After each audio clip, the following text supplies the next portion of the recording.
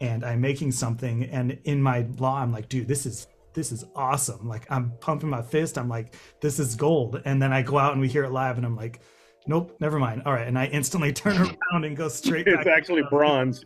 And I'm like, okay, that wasn't it. Never mind. Let's go back to the drawing board. Welcome, guys. Here is the audio discussion. I am James Catherall, founder of Catherall Audio, and I have an awesome panel of people here with me today with all kinds of marching arts backgrounds and all of that type of great stuff, where they have a long history of doing a lot of great things in the marching arts with sound design and things outside of the marching arts. And we're all here just to discuss different things about audio and sound design, how we approach things. So without further ado, let's kind of get into this. I'm happy to jump in first. So one of the fun things is I was a member of the Cavaliers Drum and Bugle Corps in 2003 and 2004.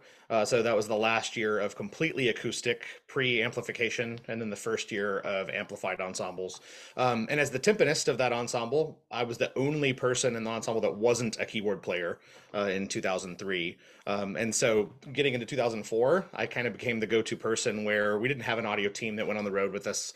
So what that really meant is Alan Miller literally threw the book at me, the manual, and said, "All right, cool, figure it out." And learn how to use the one V96.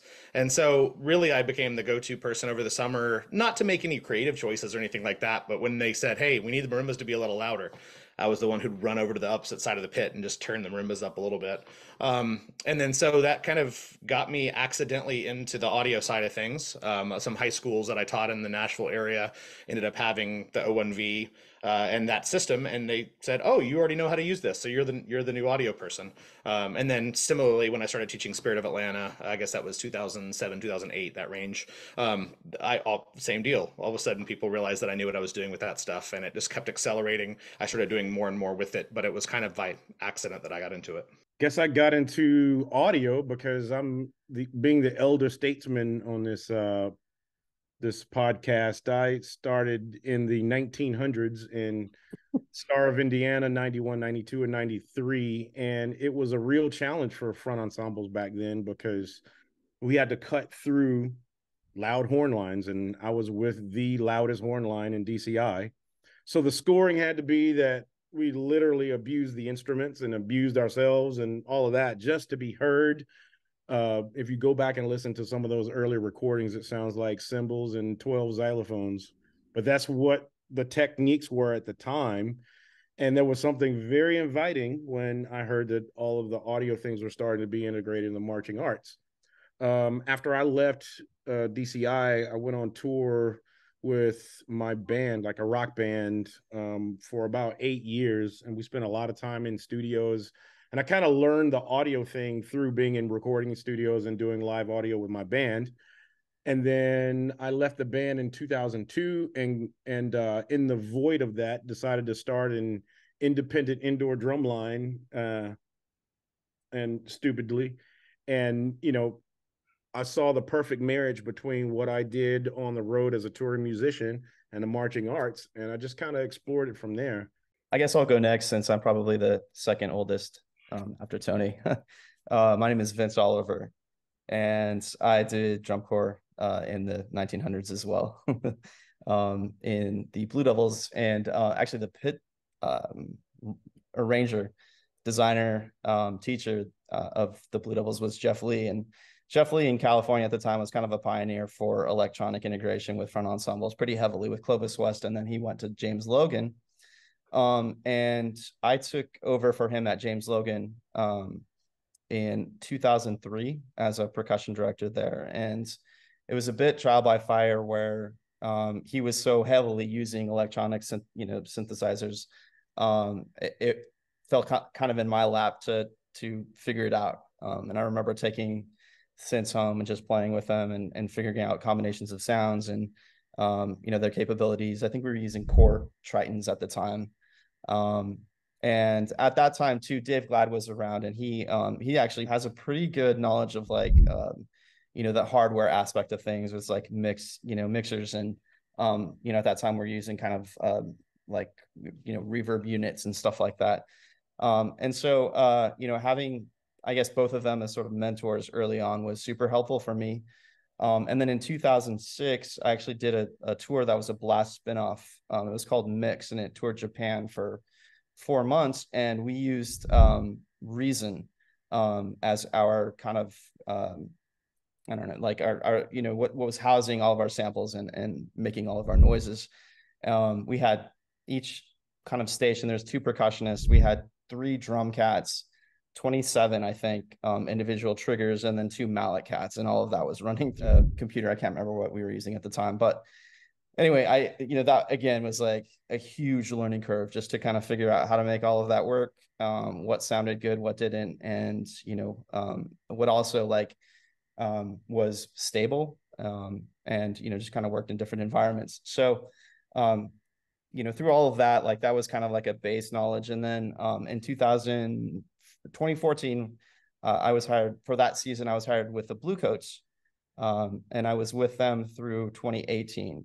And that was a humongous learning experience for me. And luckily I had Eric Cosman with me to literally save me a few times, just with the hardware aspect of things. I admittedly am not great with hardware. But just the integration of the synth elements, sample elements, and stuff like that, that's something that I was allowed to kind of focus on through my time there. So that's my story. Nick Mason, born, raised, and currently still in Nashville, Tennessee. A lot of my pageantry background is just like everyone else's, start in high school, go through college, do the independent thing. I marched Music City Mystique for 3 seasons, did the Cavaliers and the Snare Line for 2 summers. Was in college during that time. I went to the same place Matt did, Middle Tennessee State down in Murfreesboro. My major there was audio production and music industry. So great audio program there, great recording industry program just through and through. It helps being close to Nashville, kind of being in that scene. So a lot of what I was doing in school was a lot of post-production. So I took mixing classes, mastering classes. I was in 2 or 3 studio classes. I only took 1 live sound class, believe it or not, which, really just kind of touched on all the fundamentals and allowed me kind of see what the differences are between live and studio kind of sound. So I graduated during COVID. So May 2020 was my graduation. And obviously I had plans of like, I was going to intern at the Cavaliers that summer under Ruben, and I was going to get a studio position after that all ended. But obviously all that kind of fell through. So I really had to kind of pivot and find that niche of how do I make this still work, though my plans are shifting, and just kind of obviously realize that the marching arts has so much potential and growth still waiting for it in regards to just audio integration into the activity. So, it was kind of imposter syndrome at first. It was kind of like, I do band, but I also have done audio. So like, fake till you make it, right? So you kind of do the trial by fire sort of thing, and you learn and you grow and you do a lot of research, and you aren't afraid to make mistakes, and you just obviously immerse yourself with people who know what they're doing, and just kind of take all those aspects, and soon you start, I guess, creating your own path that way, and helping others along the way. So that's kind of how I got into it, at least. And then slowly but surely started working with more programs,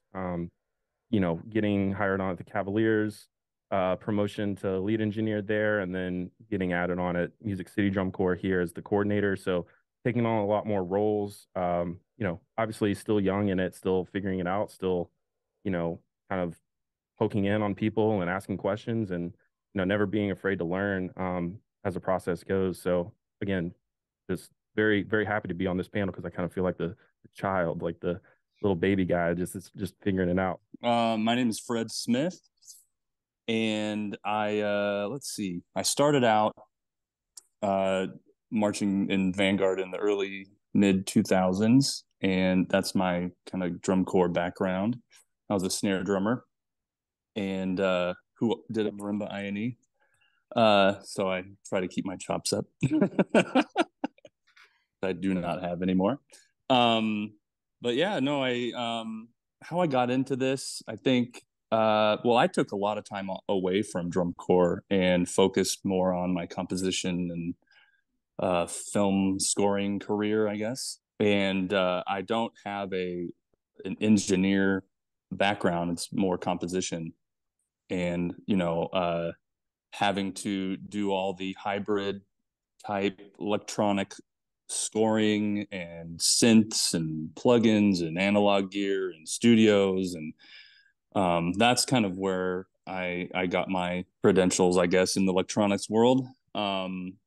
And just doing it every single day, and that's just kind of where I am. And then 2013 was the year Vanguard called to want me to take over writing percussion or specifically the pit and the electronics for the Cadet Corps, and that's when I started writing in the marching activity. I should say, my side gig was doing kind of like a music directing role at a big church that has all the bells and whistles, and so I would do all the backing tracks and the main stage and the Ableton and the leading the band and putting the charts. So I did all that kind of stuff, and that was like a little part-time gig. So I've been using MainStage since it came out, like in 2006 or 7, somewhere around there. But so when I got the call to do all electronics and pit and all that stuff, like I had many years of experience in that, like, kind of sound design creation role. But on the mixing side, that's something I've had to learn every single year. And so, like, I barely know how to run the soundboard. So when I'm there in front of it at BD, everyone gets real scared. So, but I don't care.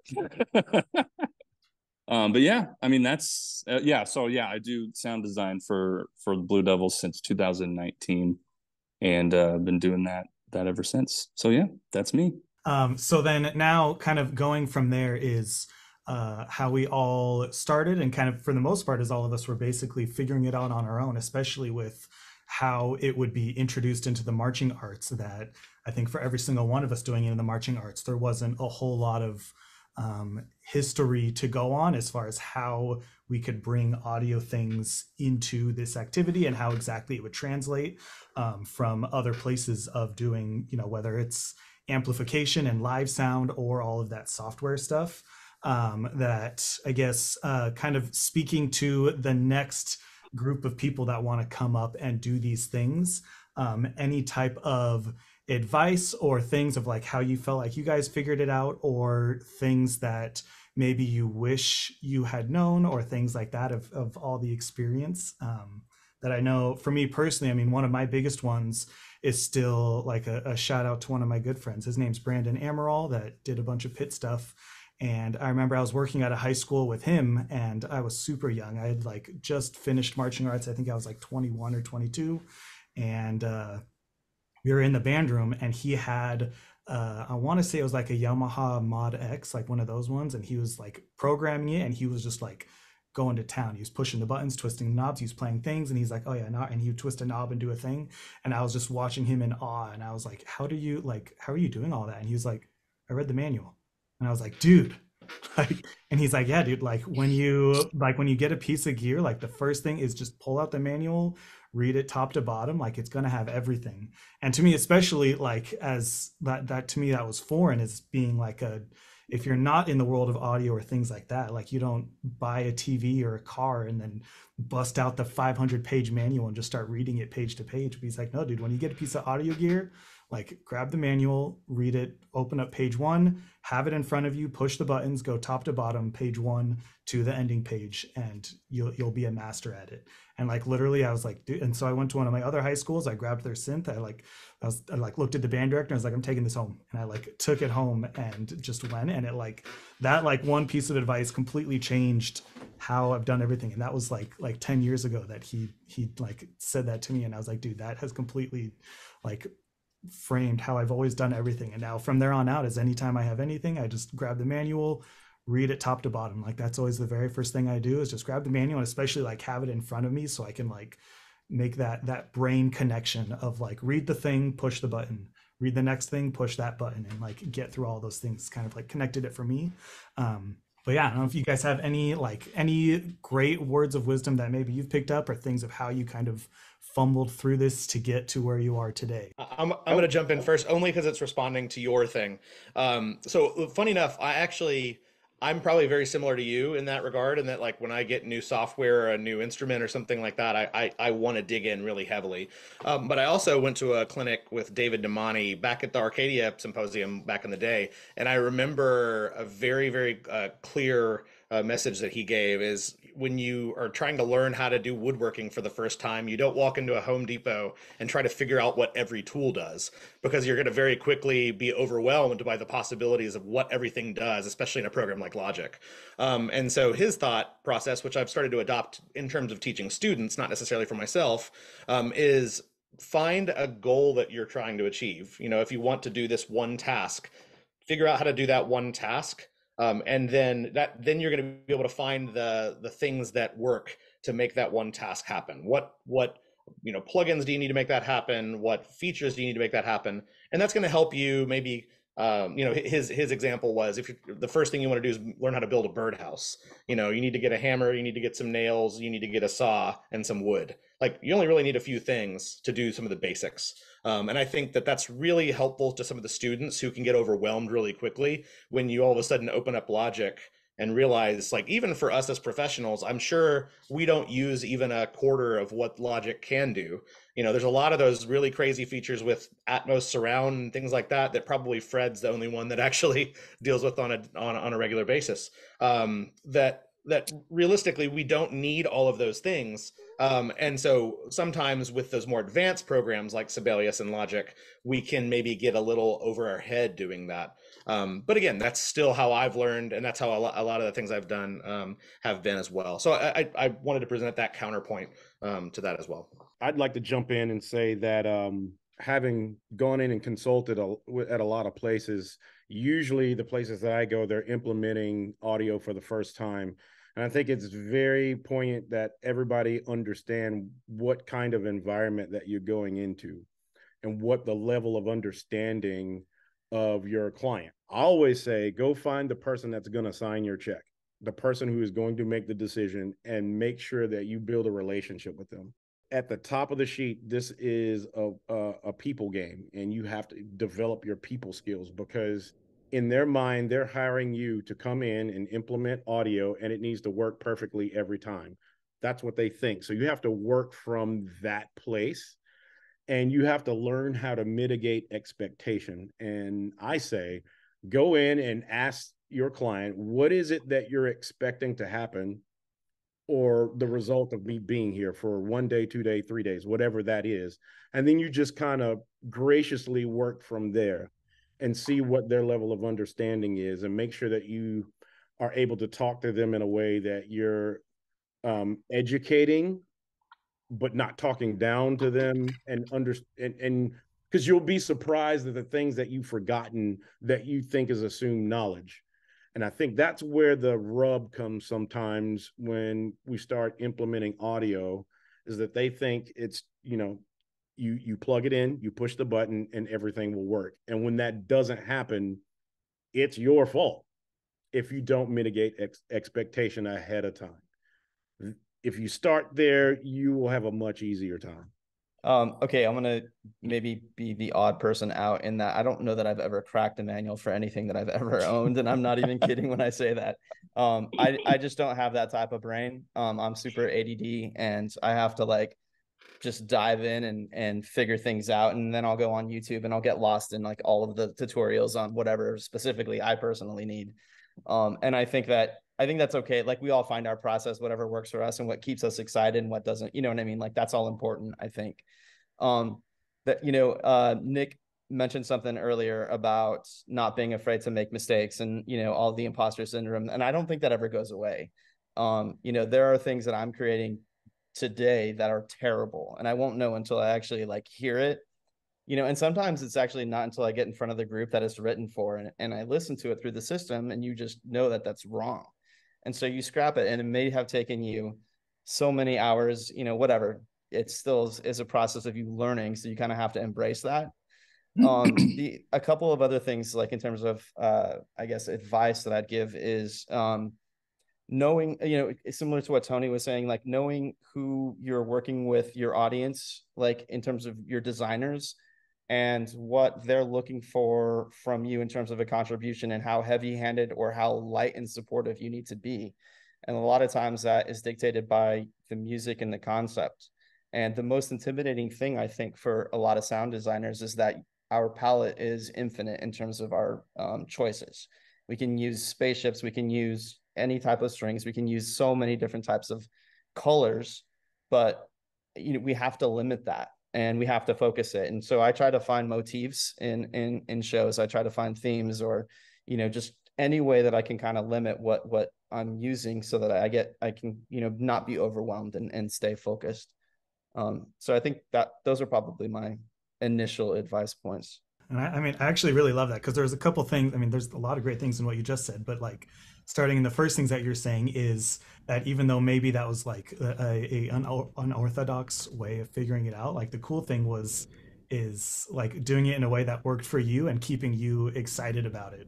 That if there's like someone else that's like, dude, this sucks. I'm on page 50 out of 200 of this manual and I give up, I quit. I'm going to go like served at the restaurant down the road and that's going to be my job. It's like finding, no matter what way it is like anyone can figure out their own pathways, but it's like for you personally finding the way that works, that there isn't any one way. Like a lot of people will yell at you to read the manual, and there's like the RTFM that everyone uses in every forum is like just read the manual, but it's also about like finding your own way that keeps you excited but still is able to like educate you on the results, because it's still kind of the same way that I think what you were talking about is like similar to what Matt was talking about too, is instead of just taking all of it at once, is like figure out the thing you need. It's like, oh, I need to be able to do this right now. I'm going to learn how to do that one thing right now instead of everything. I'm just going to like, that's the thing, and I'm going to learn how to do that thing.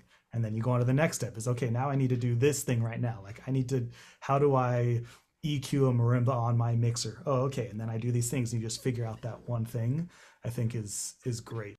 Yeah. I mean, I don't know how much I can add to all this, but I think some of the things, and I'll broaden this to like engineers / just sound designers and synth guys and all that, but even composers, honestly.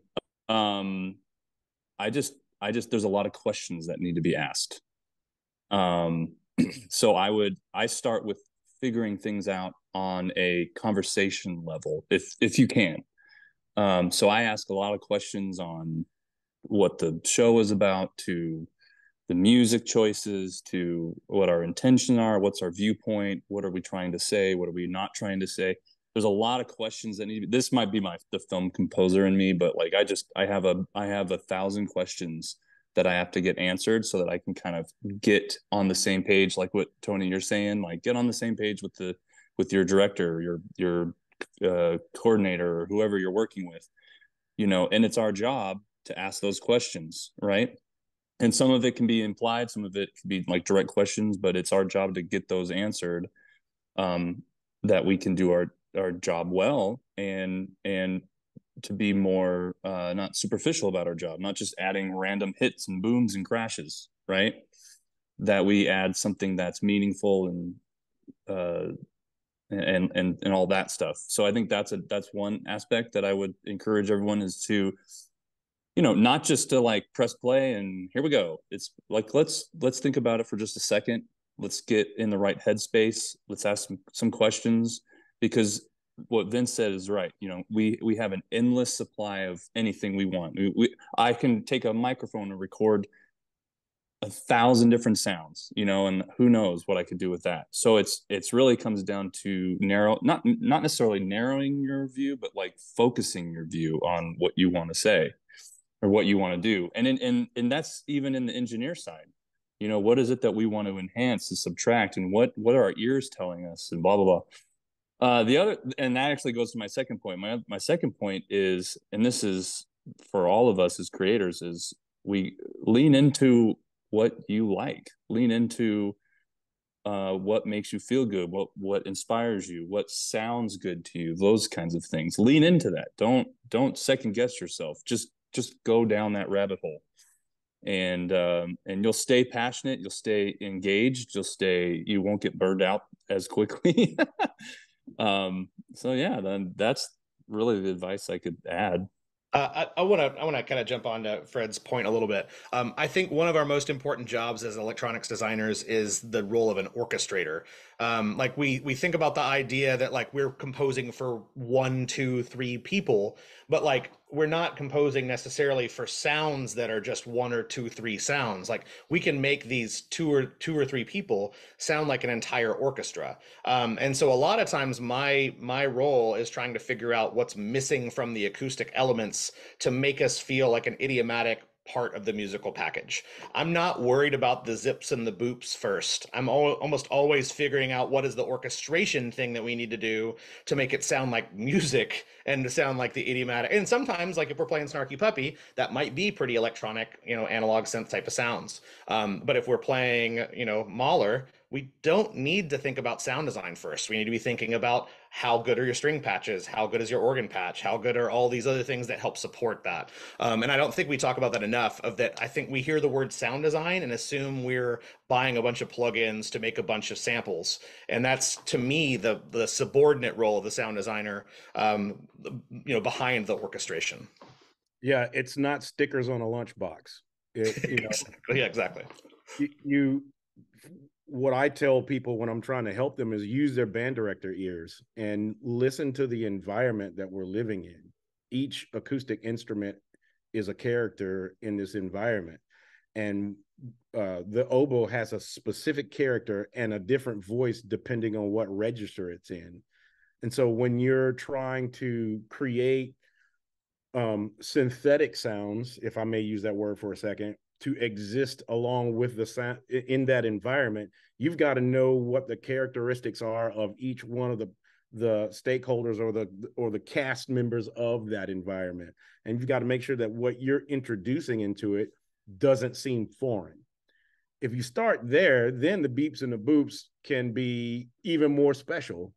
But if it winds up sounding like a video game, you've probably done it wrong, unless it's a show about video games. The one you said of stickers on a lunchbox is actually, I've done like a really similar analogy that I talk to a lot of people about with sound design, is like if you were working with like a painter and they handed you like a 75% done painting and they said, I need you to add on to this and finish. And instead of using that color palette, you just come in and you like grab some crayons and whatever, and you just start scribbling all over it. It's like, oh, now you've like completely changed what this thing is like taking that painting that they just gave you, and now you need to add stuff to it that lives in that same universe. It's like the same color palettes, the same thing. So it still feels like when it's done, it was one artist that created this painting rather than this collaborative thing. It's still trying to create a cohesive sort of ending product that feels like it all lives together. What was your approach when you were purely just sound design and someone else did winds or someone else did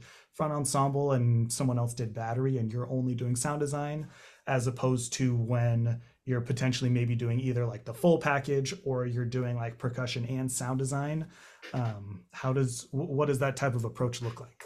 It feels like to me, in the situations I've been in when I was just the sound designer, I felt like a short order cook where everyone on the design team would put in their orders of what they would like to add sound design wise, or compositionally, some of the music arrangers would rely on the sound design to fix transitions or serve as a soul transition. It's like, oh, I got to the end of this phrase, and then we'll just use sound design to get us to the next thing. I'm always uncomfortable when that's my sole job, because I would like to participate in the music journey and the structural storytelling that starts from beginning to end. Otherwise, it's almost like if you go into that old school sequential method where you come up with what the tunes you're playing, you hand it off to the winds person, they arrange, and they hand it off to the percussion person, and then there's no room left for you to create things. But then you feel this pressure. Well, they're hiring me to be the sound design person. I've got to put things in there, and it just always sounds foreign and forced. And you know, I think it would behoove everyone to have that conversation up front to even start with the sound design. I think one of the other things, and especially for your kind of your target audience on this discussion, is that I think the sound designer or engineer should be on some of these design calls. I know a lot of times they're not. So I would highly encourage any band director listening, put them in those meetings. and I think that's a culture thing, because it's not hasn't been that way for a long time. So hear me now, put them in the design calls. I think that's a good start. I think that's a good start to getting what you've been talking about in happening. And the other important thing to that is that really, as the sound designer, we're the one that has the most programmatic connection, aside from just like generally music genre and style, yes, but like really probably the visual designer and then the sound designer really have the most impact on the programmatic elements of the show, whether that be voiceovers or sound world we're living in. Because let's be real, in most of the things we're doing, the instrumentation doesn't really change. We're either dealing with indoor drumline or we're dealing with marching band. So no matter how you arrange the wind book, or the percussion book, it's still going to sound like a marching band. It's just the genre that changes. So really, the sound design is the biggest thing that can affect that. And so not including them in design calls is shooting yourself in the foot a little bit. And also making sure, like, you can't have the sound designer do multiple things at once in a transition. I think the number of times that we've all had it where the wind arranger made it where it goes from E flat to, B minor, but you only have 12 counts, but they need something specific to happen and make the harmonic change happen. It's like, Shepherd tone. you really, it's an unwinnable battle, and you're not ever going to be happy with what that moment is because you didn't really plan for this musically. You're just expecting that some arbitrary role that somebody fulfills can fill in that gap. And so better planning on the front end. You can have your electronics designer say that's not enough time to make this work, but a lot of times when we get involved, it's too late for that. Yeah, I would say most of my experience with the sound design stuff so far has been, okay, pass it to the next person, next person, next person, and last but not least, but sometimes least, the sound designer, right? So it's a lot of filling in the gaps of what they need. Sometimes they're a little bit more thoughtful and knowing that these moments are going to need certain things, which helps with the direction. But again, back to Tony's comment about there's just not enough space sometimes. Sometimes you need to carve out some moments to be able to have the space to be able to make something work or to make transitions be the length that they need to be. Some of the most cohesive shows I've listened to is where the sound design came first, where the music design was incorporated with the sound design, and that's kind of built the foundation of what the arrangers could then build off of. So it's almost like a backwards approach to what is currently happening most of the time. So and again, I think that if you have someone who can do that, that is highly preferred. That ends up sometimes being better than the other way. And now that we are including this more and more in our design, like we should start looking at kind of that process shifting a little bit, which obviously people who've been doing it for a while, it could be hard for them at first, but if we can try it.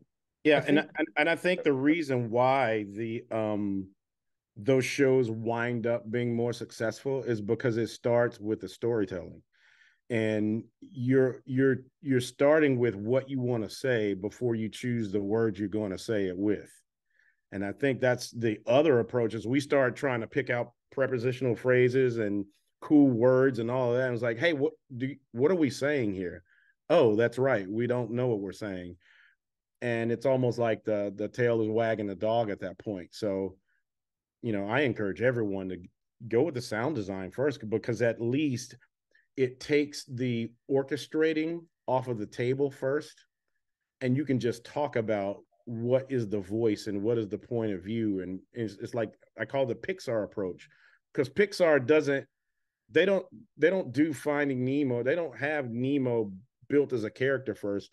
That story is rock solid before they model a character or hire animators or anything like that. And of course, they've had a little bit of success in what they do. I think that there's the opposite of all of this is when groups choose to do like a heavily orchestral show, like Matt brought up Mahler earlier. And I've worked with several Texas groups that there's not a lot of sound design needed aside from just support of what the actual music is, and the music can kind of just exist on its own. And I think that that's okay. And I think that almost at times it takes more work to be, and more kind of cleverness and maturity in terms of how we approach that, so that we don't step on things and we color in the right way, in the most tasteful ways. And it's there's not lasers everywhere where there doesn't need to be, or all of a sudden there's a riser that's like a stock riser that it's like, no, that doesn't exist in Beethoven. That like, it's making those types of choices. And in that, I do think that it's possible to have sort of a more traditional model of like, kind of a passing down of arrangers. But I think it takes special care on our part to make sure that we're very tasteful in handling all of that. I want to continue what you're talking about, and I want to add things that I think are important for any sound designer is understanding composition and understanding orchestration, understanding and studying your transpositions, everything, knowing the timbre of each instrument, knowing ranges, all that stuff. I think that serves the job really well. And score study the piece that you're gonna add to, and understand I just think that you should do that kind of work so that you understand what your role can be, what you can add, what you shouldn't add, all these things. And I mean, I could talk about that for hours and hours and hours and all that, but it's just, it serves you well to understand the orchestration, or at least know enough to ask the arranger for conversations like, hey, let's go on a Zoom for like 20 minutes and let's talk about movement 1, and what I see this is woodwinds, like what is this going, like how's that going to sound live, and yada yada yada, all those questions. It's all question related. Emphatically agree. Yeah. Composer to composer. That knowledge of orchestration is so important. I mean, like, it's so funny the number of people who are like, the Logic string sounds don't sound very good. It's like, I just don't think you know how to orchestrate correctly for them. Because like, if you understand the way that a composer for strings would orchestrate between cello and basses, for example, knowing that it's doubled at the octave, and knowing that you're going to make sure that you're having these things, you don't ever have basses by themselves playing a supportive line. You almost always have cellos with them. And I think that those little subtle nuances that are really from composition study, not from electronic study, are there going to be the things that make your thing sound more realistic and more believable?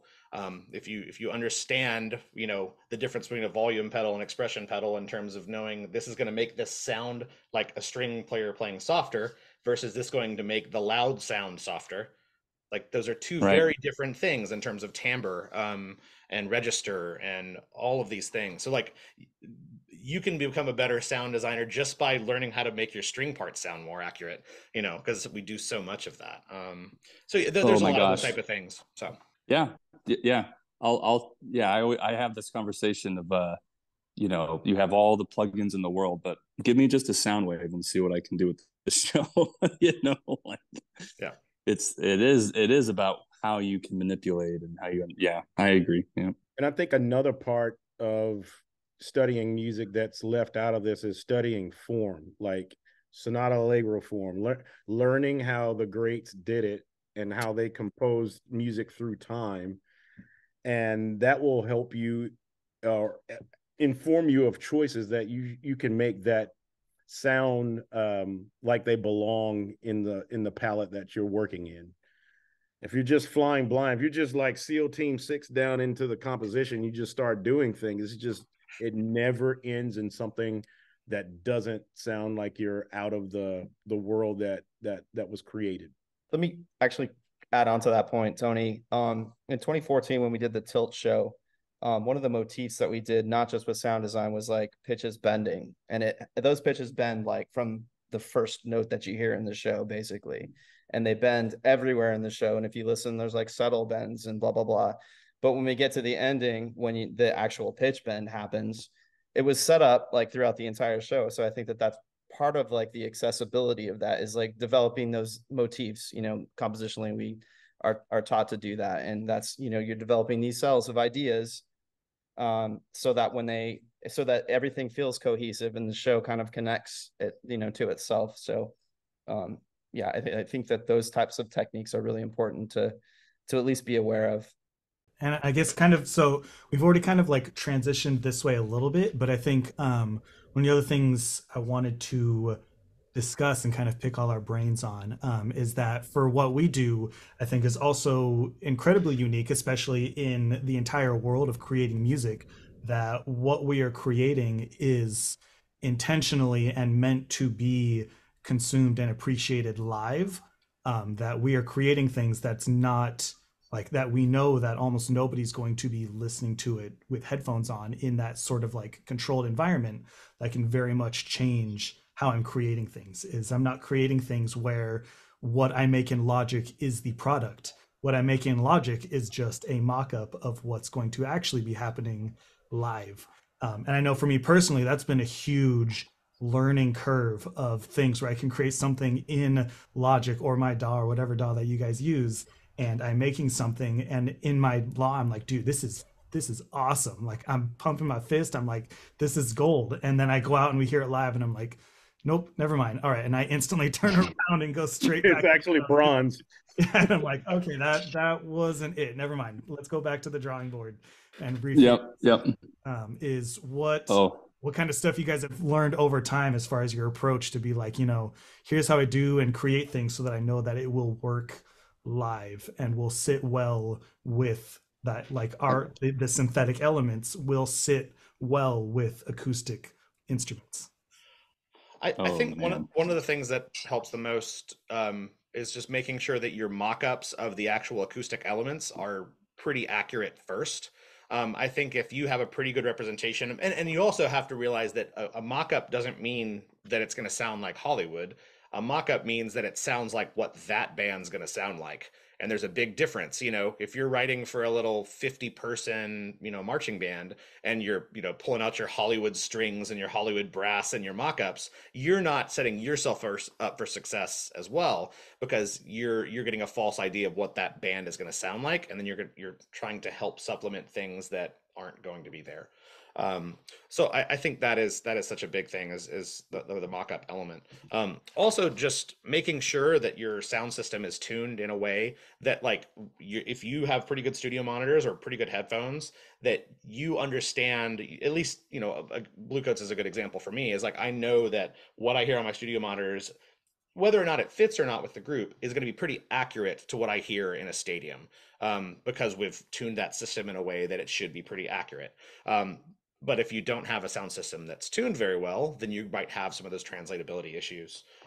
And also understanding that there's certain frequencies in stadiums that just don't work very well. A lot of the things that we hear on studio monitors, like Lucas Oil, is the muddiest, like low mid area. And if you try to accent a bunch of things in that low mid range, you're gonna all of a sudden end up with a bunch of mud that doesn't help your effect at all. I agree. I mean, I think part of it is knowing the end game. Like, where is this product going to be consumed the most and by how many people? And knowing that that medium changes all the time. And going back to, like, how do you know if it's going to work? It's like, you don't know. You really don't until you're there. And you're hearing it live for the first time, and you're hearing it on this system versus the other system that you were at the other day versus your system at home, which sounds completely different. And understanding that everything's going to be different, and that there's not a lot of consistency in this activity, and that's like one of the biggest challenges that we always are facing, is the inconsistency of location, environment, whether little Timmy on lead trumpet shows up that day and fills up that space with that trumpet solo. It's like there's stuff like that you can never quite bank on, but being aware of those things, knowing that some things are out of your control, being prepared for those things when they do arise, just makes me a little bit more on top of it, obviously, and taking notes, right? So the next year when you come back, or the next group that you work with, you're aware of those situations and you can plan on them. I had a conversation with someone a little bit ago on this topic, and I was like, well, I think it's time we have the conversation of when you're like the mock-up thing. And I'm like, well, I think you should add a sub to your mix. I think you should add a sub to your setup, because quite frankly, like most people don't, you get to the stadium and you're going to blow out your sub, or something like that. Like, it's just, you're not mixing it well in your studio. I think that would be a big one, considering, I mean, we all work with drum corps that have a lot of subs, so it's going to be heard.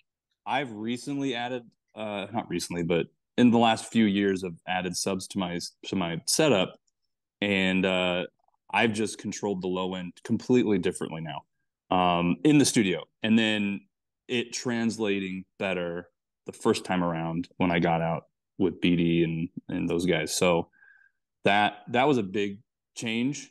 So I do encourage that. I mean, if you have the resources to do it, I know studio setups are crazy expensive these days. So, but if you have that resource, I think that's a worthwhile investment. Yeah, I agree with the mock-ups thing. I do find that to be very useful, and I find it useful for the sound designer to be able to lay out everything in the, that we don't have to wait until we hear things live. We can do all the hard work before we get live. We still have to make a crazy amount of changes to make it fit, but we can do so much work ahead of time and prepping it, and all the main stage craziness nowadays. I mean, it's just so much work, so we have to do it beforehand. The other thing I've noticed, and I think this is more of a novice thing, is like normalizing audio. I know this is like a total school of thought, but I'll just give you my opinion is I'm not a big normalizing kind of guy, at all, actually, because I want to be in control of what I hear from my studio mix. Like, this is what I want to hear, appropriate levels, like, all the basics that we know, never go over. Like, your whole mix should not be peaking and blah, blah, blah, blah, blah. Give yourself enough headroom so that you can, all this stuff. There's a lot of technical jargon that needs to be done. But I think it's like they get the mix and then they normalize it, and then it's just all out the window. And so now, instead of just pushing it down a little bit, you're like -30, and you have no idea what you're doing now because it's just completely changed. And so you also change the characteristic. I'm trying to give practical advice. You also change the characteristic of that sound, right, by normalizing it. Some frequencies, just they're part of their character is that waveform being exactly the way it is. And when you normalize it, it's a one size fits all kind of sonic rendering of all of that. And that's when the sound design starts to wear on your ears and you don't know why. Nick made an excellent point in terms of unpredictability. And I think that, so Matt saying the mock-up is exceptionally important to send out to programs so they understand how the big picture is meant to sound. It also is anybody that's on site, like for these programs, that has an electronics person or has somebody coming in to kind of dial stuff like things in. It's important for them also to have that information. But as much as we can do ahead of time, we can never predict where things are staged. And if the woodwinds are, completely on one side of the field and we have something attached to them, we have to pan it, but we don't know that, and we don't know that ahead of time. So I think it's imperative that either, somebody that knows what they're doing can get into the program to actually do those fine tuning, to do the balance, depending on where they are geographically on the field. It's as hard as we work to try to get it right out of the box and sent off, it's just simply not possible. So if we're not able to actually be there to dial it in, I think that it's imperative that programs do have somebody that knows what they're doing, and that can adjust that. The other thing I'll say about this, and this actually just happened this past weekend at Grand Nationals, and I won't mention the group, but to Nick's point in terms of environment, it's so important to have somebody upstairs close to the judges, or at least somewhere up there that's communicating with people down below, so that we're at least close, we're at least in the ballpark. And that didn't happen with this particular group, and it was absolutely horrific. And they figured it out real quick, but it's unfortunate because it's unfair to everybody, especially the kids. Oh man, so true, so true.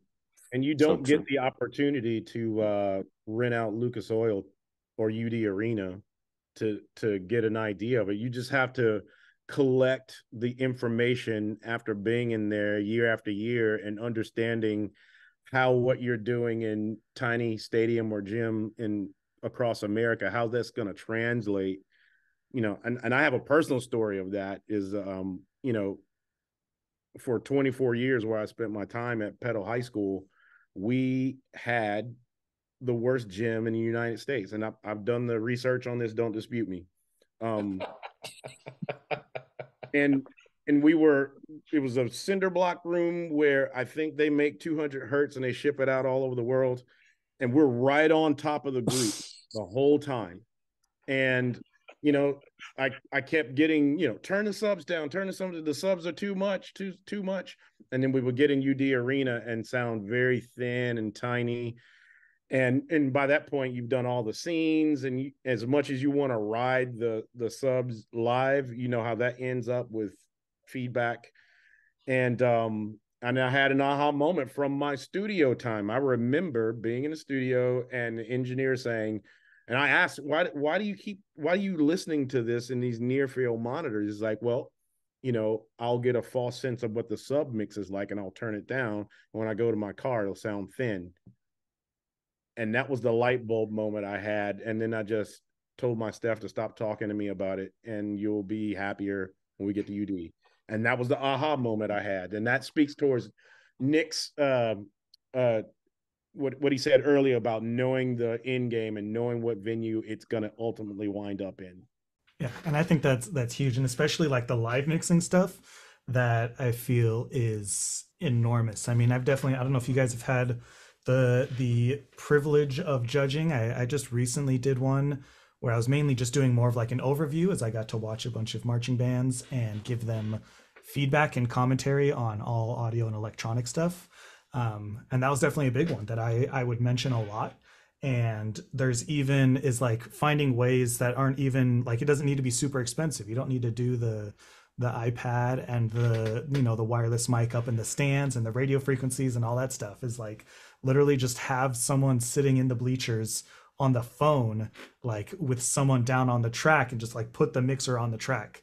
And it's like, that is like the most affordable way. But I think that is like 100% need to be doing, is everyone needs to have some type of control over those things. That, I mean, I feel like I even remember at the Arcadia Symposium, another one that like stuck in my mind that was just funny was Dave Nalmani, and he was talking about live mixing, because he also does a lot of producing. So a lot of his life is music production in a studio, dialing in mixes and making them great. And then people were asking about live mixing, and he was like, my goal with live mixing is not to make it sound good, it is to make it sound not bad.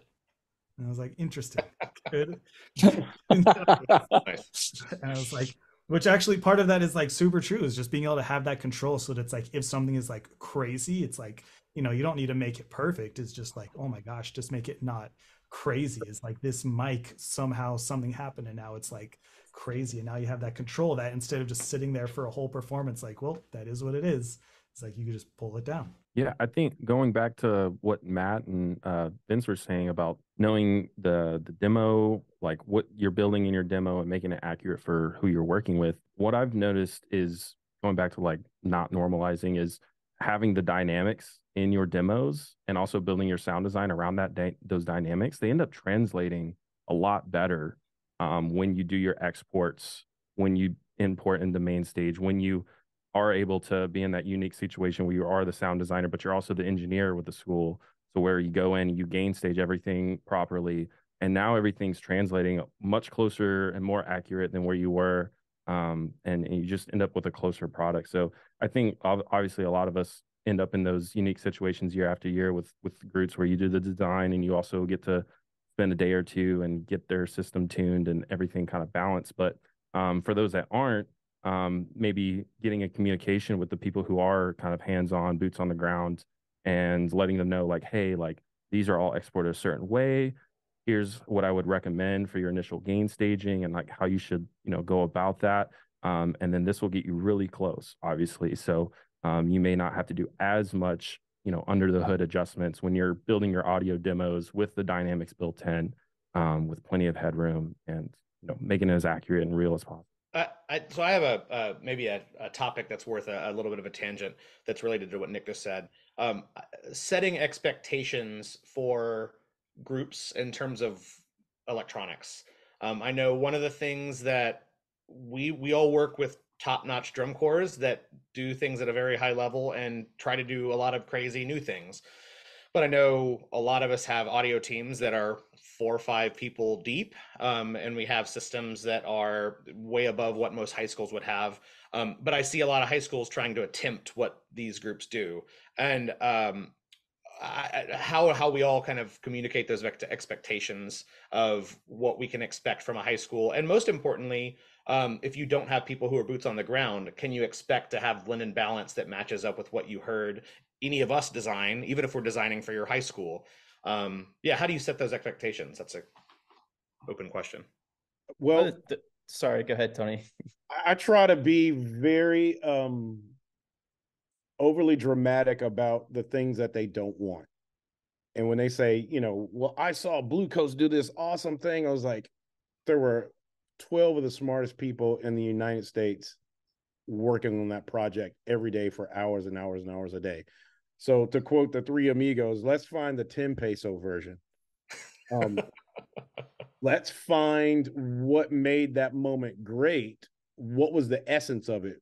Was it a pitch bend? Okay, well, we can probably do that with a mod wheel on the synth instead of going through these elaborate main stage gymnastics that you don't have the support team to do. And you have to deliver that. What you can't deliver it just like I just said it. It has to be from a place of an educator and mitigating their feelings, because they're excited by something and we're inspired by something that one of us created. And so we have to really be careful about how we approach them with it, and just say, hey, this will do the same thing with less of a headache coming from you.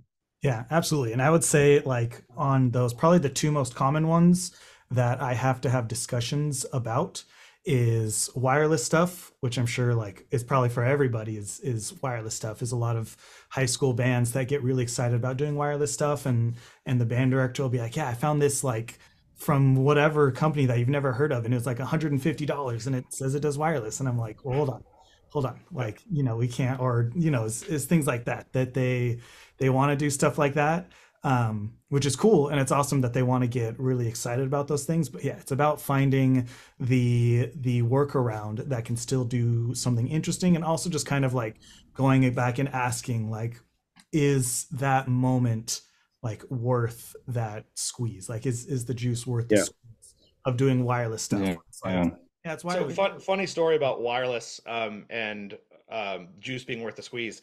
Funny enough, Mystique 2017, when we won, the marimbas being connected together, that everyone thought was like, oh, like we spun the marimbas around and all that kind of stuff. That was like originally part of the design. It was not at all.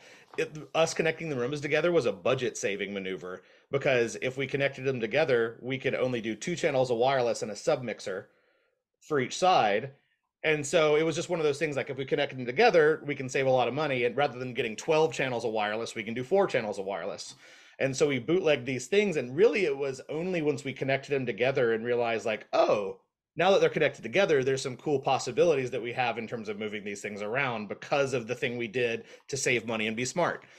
So sometimes, what you think is a limitation ends up being a interesting creative outlet, or something that's going to trigger some ideas of what's going to happen. So don't think that you have to go for the extreme version of what your idea is for that to end up actually being cooler than you maybe planned on doing. Yeah. And anytime someone says something about, especially with wireless, I found something, man, this costs, $200.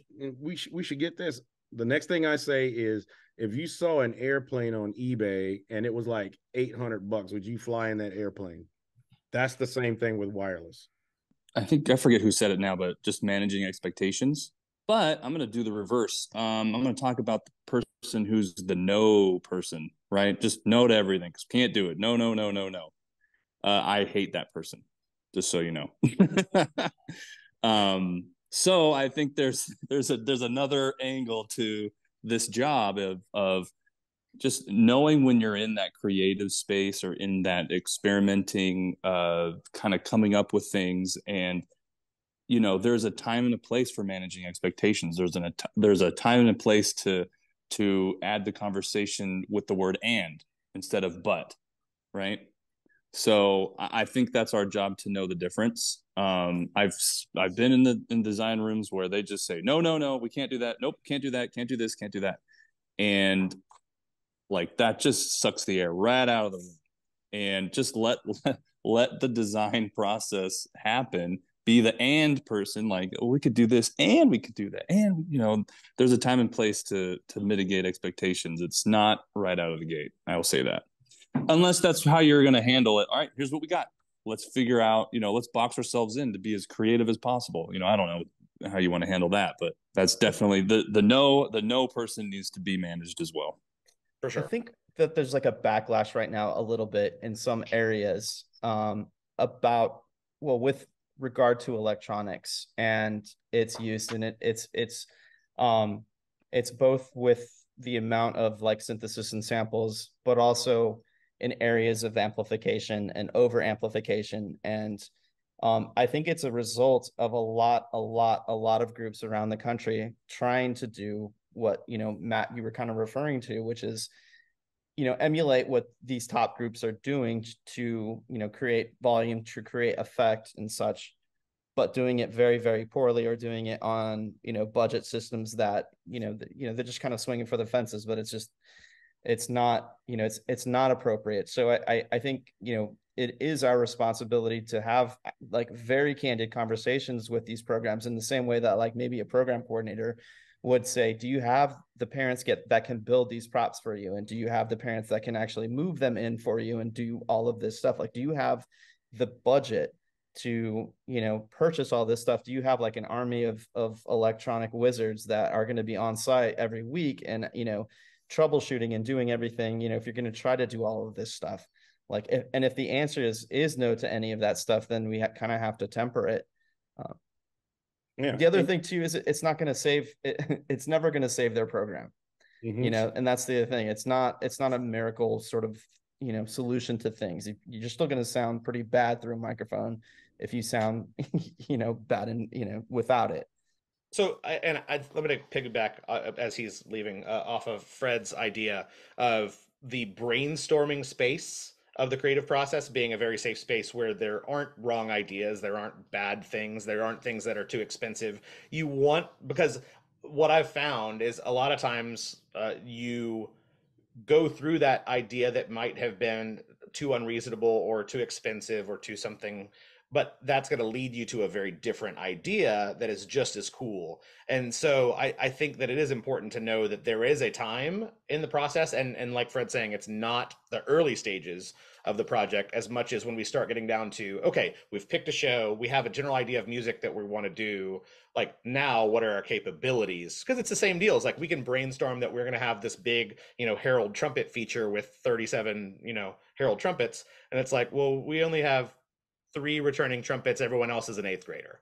It's like you do need to talk about those limitations, just like you would for any of the sections in the band, of you don't want to write in a way that's not going to help the band be more successful.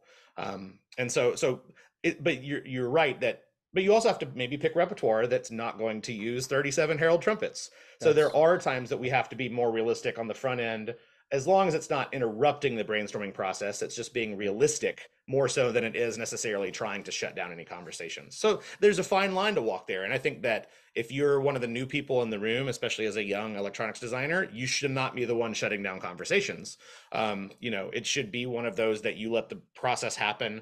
And then, and I think I would not to speak for everyone here, but I think a lot of us have just agreed to something saying like, I think I can make that happen. Like, I'm not sure if I can, but I'll figure out a way to do it. And I think that it's one of those that sometimes I'm not sure if this will work, turned into me sitting in my office experimenting and trying to figure something out, and then going like, oh man, this is going to be freaking cool. Like, but I probably would not have said yes if you just asked me like, can we do this? It would be like, let me experiment. And I think that, and I know Vince was around Lucots when they were doing a lot of those experiments too. So many of the cool effects that organization has done over the years, like there's January camps, there's April camps where we're taking speakers outside and trying effects and seeing if they work, so we can actually make sure they work before we plan a show around those effects.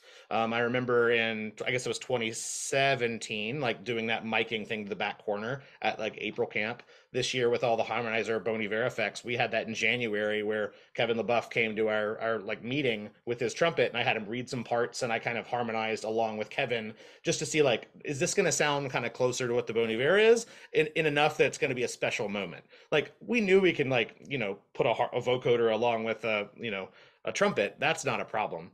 It's really more, is this going to make this a feature special moment that's interesting? And you sometimes just have to experiment, just boots on the ground, do the thing. And it's not something you can do in a studio sometimes. It's just, you got to do it with real people, with speakers, and just do it in real time. Have that lab time. Yeah, I'm much like you. Whenever someone says, can you do that? My initial response is yes. Anything can be done, but I follow it up with, are you comfortable with the amount of time and the level of experimentation that it's going to take to do this? Because what you just asked it's a big ask, and I'm honored that you're willing to go to this place. But it's also going to take, just like when you're working on intonation with the trumpets, or you're trying to get the snare line to play together, no one can go up and say, hey, the snare line needs to play together. Can we do that in tonight's show? The same thing here. We have to have the space to take this into a lab, and knowing that it's going to fail probably on the first couple of iterations and sound nothing like it. But that helps us have more informed decisions to arrive at the right answer. If they're okay with that, then we can roll. But normally you just can't go in and say, yes, we can do that, because they're going to expect it on the first rep. You got to back up your talk a little bit, Yes. even if it's you figured it out on the back end, you still got to, make sure that you're not committing to something that isn't possible. Exactly. It just might be outside of your current capabilities. And there's a difference between possible and outside of your capabilities. Something that I've developed with a few programs is sort of a method of growing into these ideas over the courses of seasons, so that they have time to get the equipment and learn kind of like at a slower pace. So they're not trying to do, bite off more than they can actually chew. And that's kind of meeting the program in an honest place at where it is right now, its capability and what resonates with it and what they can actually handle. And I'm much more of a conservative on that end, where I probably say no more than you guys do, or at least I like express my reservation a lot, sooner, and just going, are you sure about this? Because, it's going to be a lot of time and money and energy, and that's time and money and energy that could be spent making your kids better, and, all of that. So, yeah, I think just meeting them where they are and maybe setting up what the plan could be like, a middle ground for some people to consider. Yeah, I speak in terms with band directors and bass clarinets. Are like, man, we want to do this big wireless rig. I was like, well, that's like 8 bass clarinets. Just so you know. Yeah, and I think, for me, like the managing expectations, I think a big one that I talk with band directors and program coordinators and all those types about is also just patience with this stuff, which I think we mentioned a little bit, but I know that's a big one, is asking for that trust and patience. That the same way you would for any other type of element on the field. We don't expect the snare solo to be clean on day one, and we don't expect this drill thing to be clean on day one. That I think there can tend to be a lack of patience on all things electronic side, and knowing that it needs that same type of patience. That number one is that mistakes and issues will happen, and things will break down, and none of that stuff is perfect. But I know that for me personally, as an audio guy that's been an audio guy at programs and done the sound design stuff, the programs that I have enjoyed being at the most and wanted to stay at the longest, and also felt like I was giving my strongest output was at the programs where I was given patience and trust, as opposed to the ones where they're, instantly over my shoulder. Like the second that something's getting weird, they're on my shoulder, like hovering. I can like feel them breathing on my neck, and I'm like, that's not the thing that's going to help us right now, is having you breathing on my neck. Like, I'm working on it and we're going to fix it and it's going to happen, but we need that trust and patience between both sides. And I think that's a big thing on the electronics. That was a great question, Matt, by the way. I think that's an important topic for us to consider. Cool. All right. So sort of the last two, I want to do two more. We'll kind of do, it's both going to be similar questions, but kind of like different frames. It's all going to be about inspiration. So sort of the first round is if we could do inspiration from within the activity. And then the second round is we'll do inspiration outside of the activity, of things outside of marching arts that we enjoy. But I know for me is to kind of like start off on mine. One of my go-tos that whenever anyone asks me about like great sound design shows is actually like an outside one that I don't know if maybe it's like somewhat of a cop out or like a weird one, but I always answer with 2006 Cavaliers. I think is like the standard for me of building a sonic palette and a universe and a thing, and they did it 100% acoustically. That to me is like, anytime, like I watch that one a lot for inspiration of creating aesthetics and world building and doing all that stuff from a just like a show standpoint. That I think to me is like a big one, is I love rewatching 2006 Cavaliers over and over again, because that one is awesome.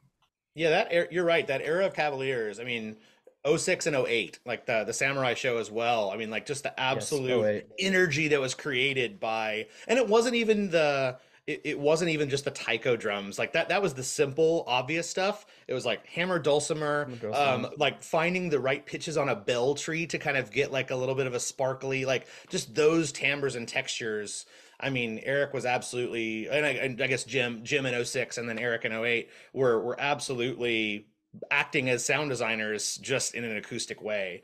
And I think that we can learn a lot from that as electronics people, of finding those timbres that are the thing that makes something special. The thing that take something that line might be played by the vibes, but like what little tiny layer can we add on top of the vibes that make the vibe sound magical, and find that other thing. Kind of going off of that, like I totally agree, and I know what you mean by Cavaliers, even though it's non-electronic.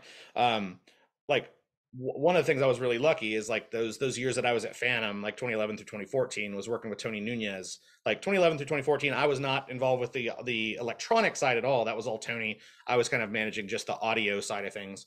But like getting to watch Tony's process of, there's so many times where like I would write a part of the show, and then Tony would send something back to me, and it made me hear the show in a totally different way. And like that was just such a fun process to hear that evolution. And like so much of what I do sound design wise, realistically, is a combination of the people that I've been around. Like a lot of the shows that I really love are ones that I've gotten to work on, not as a sound designer, but as somebody who was kind of adjacent to those people. So the Phantom years with Tony, a lot of the years that I did with Mystique with Matt Filosa, a lot of the years with Vince at Bluecoats, of like, because every one of those three people has a very different voice electronically. And it's kind of taught me different things in different ways. Kind of experiencing that. So that's not saying, I've watched a lot of shows. I think if I had to pick a show that I was not directly connected with in any way, I think Arcadia 2015, when they were doing, it was the year they used the TVs, but like they had like the cool interconnected cables between all the TVs. But like it was one of the best shows I've ever seen in terms of audiovisual coordination, and not only just the music. It was like music, sound design, the visual, the body, the actual TV programming, the way that it worked on it, everything just worked well together. I remember watching that show just going like, I have no notes. That's just like so well coordinated. And it felt like one person wrote the whole show, every element of it. And we just don't see many shows that are that coordinated, top to bottom. I agree, Matt, about the 2008 Cavaliers with the dulcimer. And I think they used the slide whistle to create the shakuhachi effects. Just so clever. and simple, simple, right? But like it was just really quite magical. I really liked what Ian Grome did with 2011 Cadets. They were doing the Angels and Demons show. I think that was like really strong. Oh, and 2010 with Kevin Shaw, Blue Coats. I thought that was like it was like a heavy use of electronics for that point in DCI development, but I thought it was really, really well done. And then I'll say like the same year, 2015 RCC, which I think was a combination of both Tony Nunez and Jim Wonder. Like I think they both did that, and it was just the colors were. This is actually an interesting point where like you can use stock things, right? And I think that we all use stock things initially, but when you take like a stock idea and you twist it and you make it your own, and it all of a sudden takes on the character of whatever you're working on, it just elevates it so much. And there was nothing in that show that I felt that I was like I recognized in terms of like something that was just sort of out of the box something, so those are the ones I think that I found inspiration from. For me, it was and I may get the year wrong, but 2011 Mystique Mantra. That was the first time I heard sound design that lived organically with the acoustic elements, and very inspirational for me at that time. It was almost like the sound design didn't exist. It was just one musical offering, and that was just a part of the color. And you immediately, from the opening notes of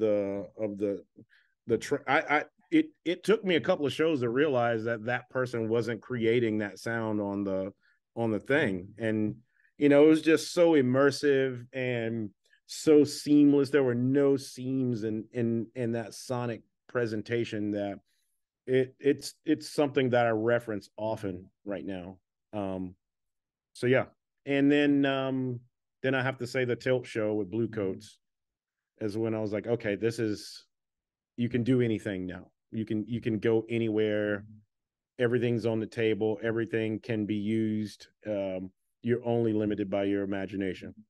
Yeah, I would say honestly, same shows that Matt and Tony have been talking about: '08 Cavaliers, 2011 Mystique, and then more so like the 14, 15, 16 era of Blue Coats. Like I was just eating all that stuff up, and the thing that kind of made me really appreciate the acoustic elements that were used so well in '08 Cavaliers was when we were working on the virtual PASIC clinic, and putting that '08 drum break excerpt together, and just seeing all the toys and instruments that we had to kind of bring out to add those layers in, and realizing that it wasn't electronic. It was all acoustic. It was all done in real time, and it had personality and it had character to it. Like every show was slightly different, but it made it unique, and that was really cool for me. And like Vince was saying, like try to use some of those like stock acoustic sounds that you can like embellish those moments a little bit more in your work. Yeah, for Mystique 11, it was like Tony said, just how you couldn't tell if it was electronic or acoustic. It all was there, so you fell for the trick, right? Like you fell for that environment that was created, and you lived in it, and you were absorbed by it. And I think that's just a great example of what our jobs are, is to not break that electronic acoustic fourth wall that kind of exists with our work, and kind of make it real, make it integrated. The best compliment I ever received as a sound designer was at Allentown, Pennsylvania in 2014, when one of my good friends was there. And after the show, he came up and he was talking about how much he loved Blue Coats. And he said, I didn't really realize until halfway through the show that there was electronics. And then and like I was like, he goes, but I think that's a good thing. And there's of course, there's like electronics like immediately, like it's everywhere. But the fact that like you're talking about that fourth wall, you're not breaking it, you're not taking people out of what the environment and what the music is, like that's what we shoot for, so like that's the best compliment to get from somebody. Definitely. Yeah. Well, I'm gonna piggyback off that, Vince. Like that's definitely the thing. Like 2017, 2018, when we worked together at Blue Coats, but in different roles. Like that was so much fun. Like listening to how much electronics were there that you didn't realize were there. The little subtleties, the little things that like made it feel alive, but you never felt featured.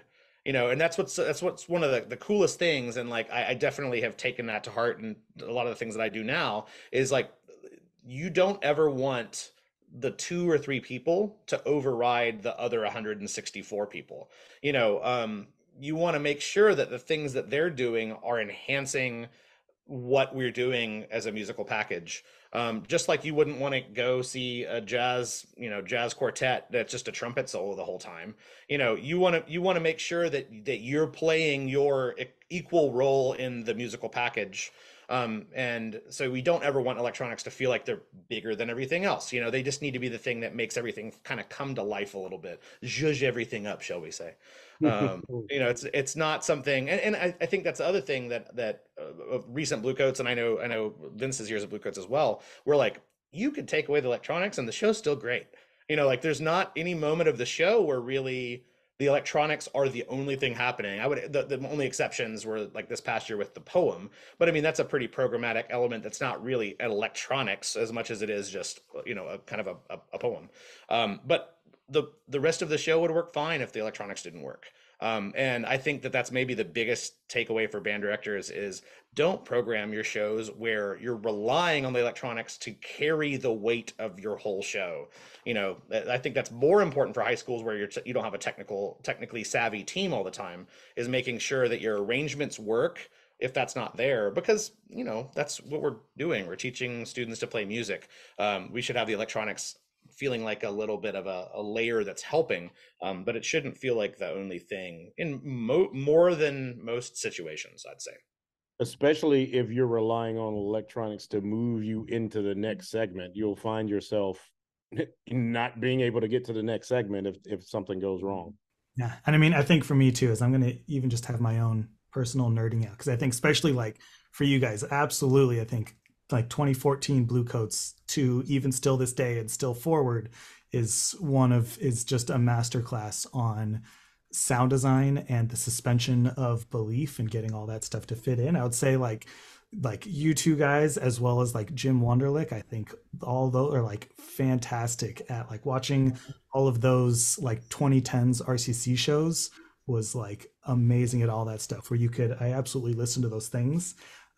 That I would say that I struggle, like that's literally the thing that keeps me up at night, is when I'm sitting in front of the group and I'm like, this sounds fake. Like I'm sitting there and it's like my own stuff and I'm like, I could tell that I guess if you guys could speak of what your approach or what your mindset is, because for me too is I struggle with it, and part of my battle is like, is it fake because it sounds fake, or is it fake because I know it's there? Like I did it, I put it in, I hear all of it, and it all sounds like trash.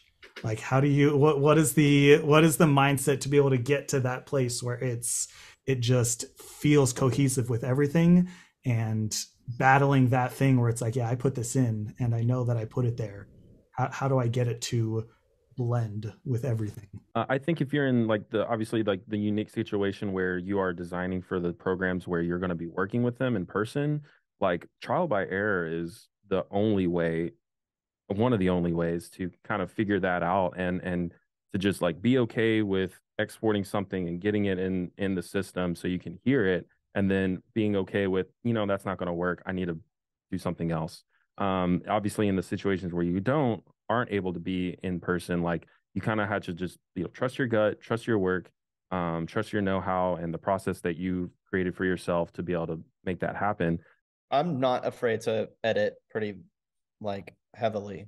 And a lot of editing can just be taking things out, or filtering things, or making them so affected that they're just sort of a gesture, as opposed to like something that is has a strong personality or something like that. I think that's probably where I would start, is identifying if there's a quality about it, or if there's just kind of trying to identify what makes me uncomfortable about it. And if I can identify about it, then my default is just to take it out think about it, and then maybe come back to it with a completely different idea after I've had time to kind of, not obsess about it in the moment.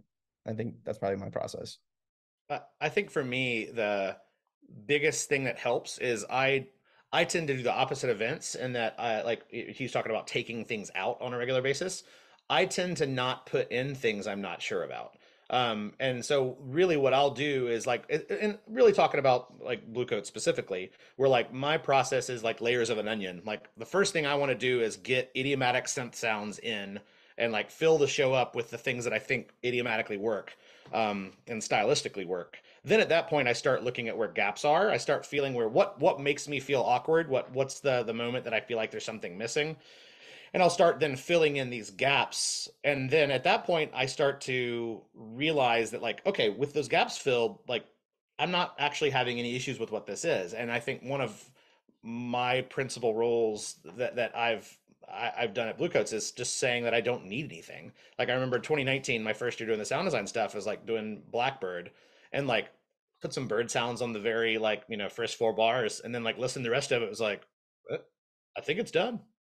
It's like what am I going to add to that? Like what do I really need to add? Like what whooshes and lasers do I need to put in Blackbird? And I think that sometimes restraint is the biggest thing that's helpful. And then as time goes on, you realize like, what, I think another layer would help this. And sometimes it's also more helpful for the music ensemble team because they're dirty early season, and so if you have less layers that align and less layers that are there, as things get more transparent, you start to realize where those windows exist that are a little more capable for handling that sound design element. And so I think that's the other thing, is not thinking that like the day one version of the show is the final version, and letting things continue to evolve and add layers, just like that happens visually. Like Jim Moore's not done choreographing the show on opening night, and so as you start to see these moments where they're like, oh, they're standing still for a while, like this is maybe the most important window we need to fill. That's kind of the way I'm approaching it too. And that also helps because, like to Vince's point earlier, is like if you have the woodwinds on side one, you're gonna need to pan that sound or move that sound to the right spot. Well, like if I was smart and like just made sure I waited until I understood where things were, then I might be able to do things that kind of support multiple areas of what's happening spatially too. So there's a lot of times where I'm waiting until what John and Jim do visually, and then I might create a sound that lives in that world too. So, and again, that you can't do that everywhere. If you're just writing for random high schools that you're sending the main stage file through a Dropbox, it's hard to do that.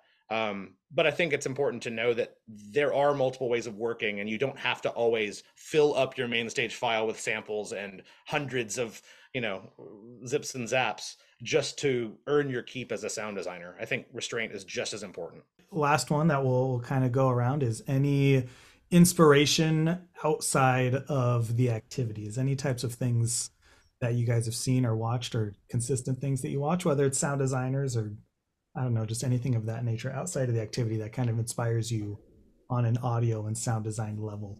The one thing that inspired me, and I've been chasing it since that day, was in 1994.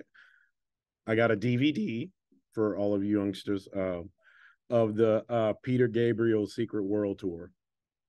And I watched that, and I literally, like, even me saying that right now brings up some emotions, because I've been chasing how that looks and feels, and the integration of audio and visual and staging and sound design, all of it. That was the best thing I've ever seen. I mean, I think we can all agree like music is our inspiration and art is our inspiration outside of the pageantry world. And we obviously pull a lot of source material from certain artists and composers and arrangers, and a lot of visual art that we use in our props and our everything that we're doing. For me, it would probably be stumbling upon the band Tool when I was in high school, and watching and kind of going down the rabbit hole of all their music videos, and just like the quirkiness of it, the kind of almost darkness of it, but more importantly, like the music that was with it, and just their way of being able to create these long episodic kind of songs that never felt stale. They never felt like they were just kind of rambling on. And I'm always trying to find music. I'm always trying to find artists like that who are kind of pushing their own boundaries within their own little world of what's possible. And obviously, when I'm working on a show or something, like finding that source material, finding that alt J tune that we're using, and just really deep dive critical listening on a lot of those sounds, and like see if I can recreate some of those sounds, or do some research on like what hardware synth they used for this one specific patch or whatever. Like, that stuff is very inspiring, and the more you do it, and you learn a lot more about that process too. So for me, I think that's definitely part of it. So I guess musically, what I find inspiration in these days is a lot of contemporary, maybe chamber music, like Andy Akiho's, some of his material, like his newer materials. It's just so fascinating to me, just some of the things that he's doing. And there's a lot of things in that sort of kind of vein. I think so Carolyn Shaw just did a collaboration with a percussion ensemble. I can't remember if it was So, or yeah, it was So. It's things like that, much more so than contemporary orchestral music right now, to be honest. I love Wynton Marsalis as well. Like I think he's I listen to him a good amount. And so but I also like love listening to DJs, and like kind of stock DJs, even like Zed or Vici or any of these more mainstream types of artists and we all understand how hard it is to create electronic music that feels correct, that feels good, that sounds good, that doesn't sound square or just unoriginal. And so those artists to me are kind of fascinating, and I enjoy at times kind of trying to recreate some of those things as well. And then the old it was a duo, the Books. I don't think that they're together anymore. But their colors and textures and rhythms, and the way that, like, one of them is a DJ, so the way that he's like just taking all of this stuff that pre-existing and just creating these tapestry textures that are just so fun to listen to. That's the stuff musically that I love. Yeah, absolutely. I mean, I think one of the big ones that did kind of open my eyes, like within the last few years, is actually like listening to a lot of pop music, but listening to it critically. That definitely a lot of people, there's a lot of strong opinions about pop music, and maybe compositionally it might not be the craziest with what they do harmonically. There's a lot of repeating four chords and things like that, but just listening to the actual like music and like the producers, like of what they're doing right now on those tracks is insane. Like if you listen to those critically and you form.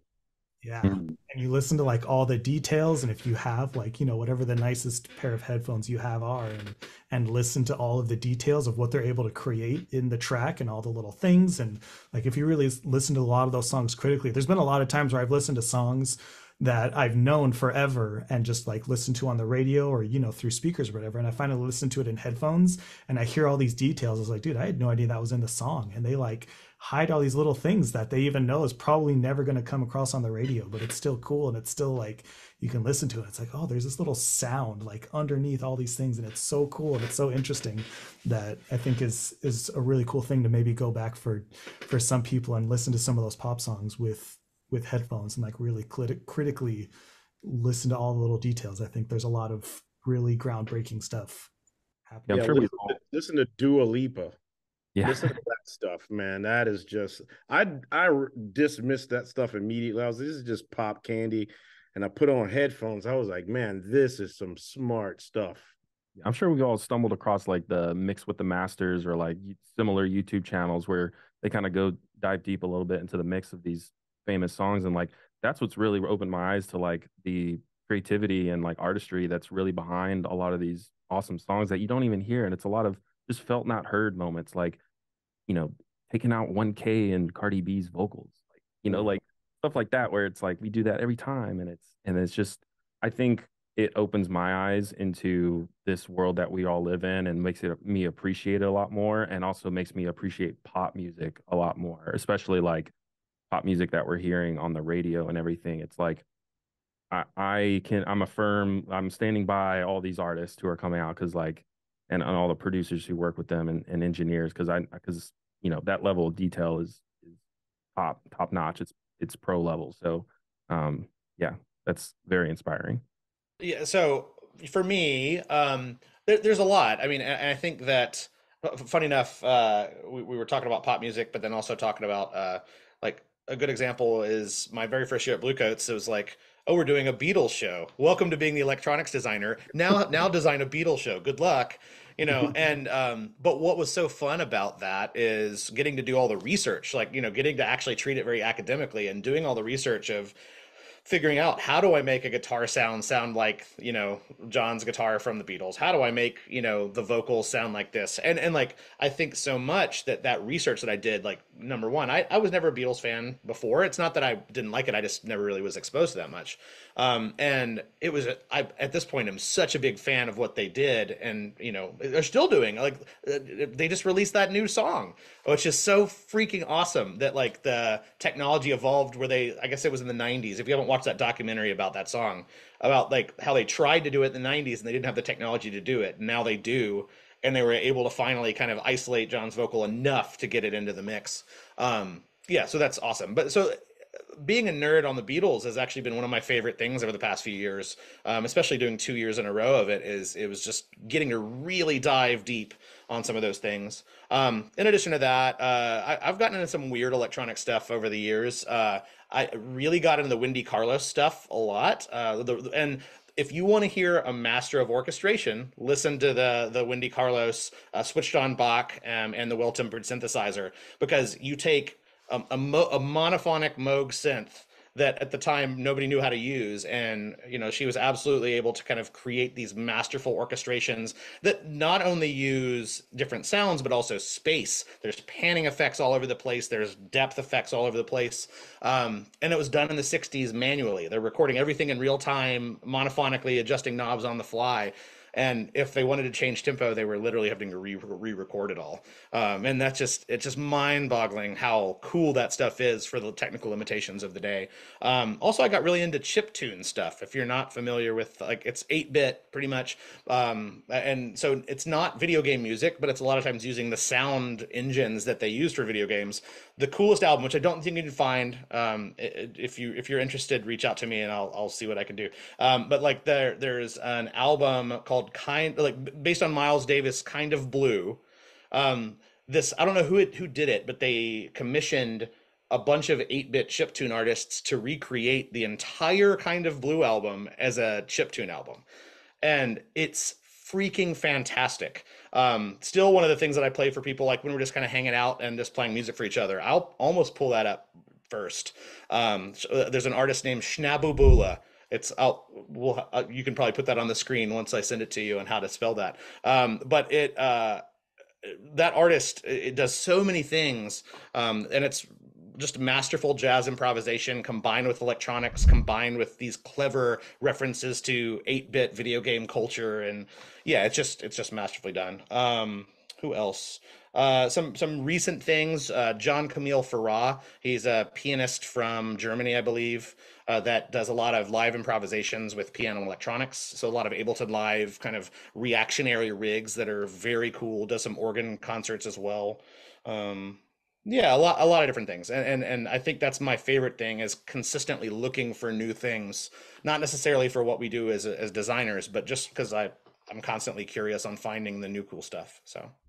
All right, that's it for this video. I'm really thankful to all 5 of those guys, Vince Oliver, Tony Lymon, Nick Mason, Fred Emery Smith, and Matt Jordan, for taking the time out of their day to hop on that call and have a great discussion, shared a lot of great ideas. If you've made it this far in the video, really would appreciate it if you give this video a like. Don't forget to hit that subscribe button, and I'll see you in the next one.